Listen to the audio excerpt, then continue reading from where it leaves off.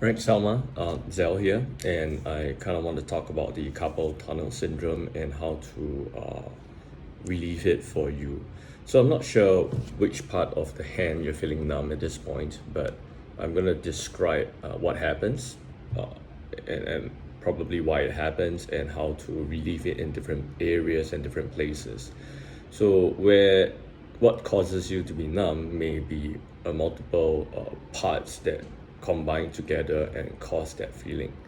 So for carpal tunnel syndrome, usually begins with the wrist, and like there's an over clicking or over exertion. So the wrist is an area you want to look at.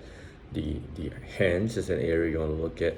You also want to look at your arms because the way we use keyboards, it bends the wrist a lot and it creates a tension here, which eventually goes up the forearm, which eventually goes to the T2, T4 area on the upper back. So for the tension to be released, eventually you have to work on the get someone to release your muscles on the T2, T4 area, leading to the shoulder blades, leading to the shoulders, the forearms, this part, and then the forearms, and then over here on the hands. But what you can do for yourself is two things. One is on the hands. The first one is to begin over here and start to push and release some of the tension and tendons here. So allow it to just relax as you move the muscles, and try not to make it too hard, so you're not damaging your muscles as you do this, but more of a relaxant. But you do have to push in and allow the muscle fibers to the intention is to revert them to their original positions where they should be. And if you have no idea what the original positions are, you may want to refer to an anatomy book on the hands or even like the forearm.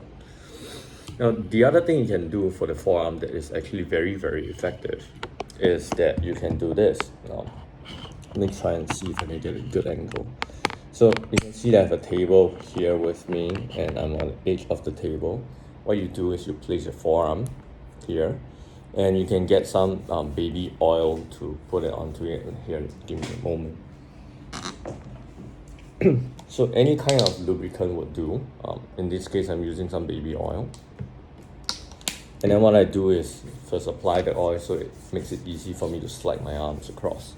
Now, assuming this is the hand that you have problems with, you want to do press down with the other hand. This is something you can do for yourself.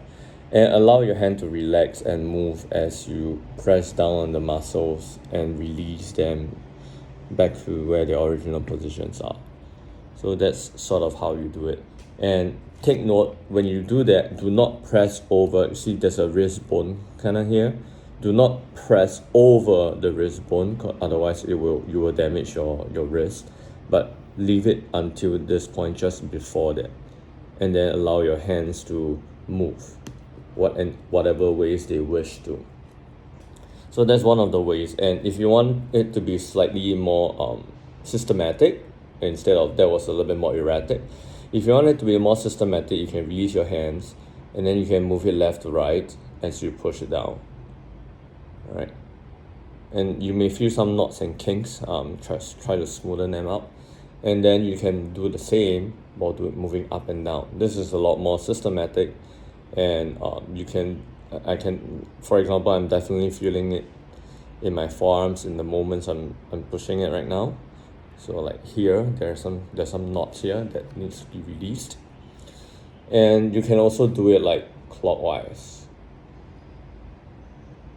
All right, that's a different dynamic that can show up. You can also do it anti-clockwise, so that's a different one.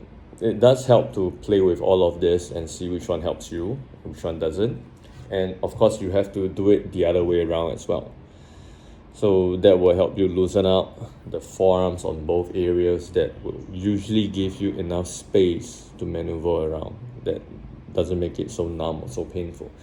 But since yours is numb at this moment, you might want to look at getting someone to work on your upper arms and shoulders, and also the back. I think that is that may be a key area where they are being locked up.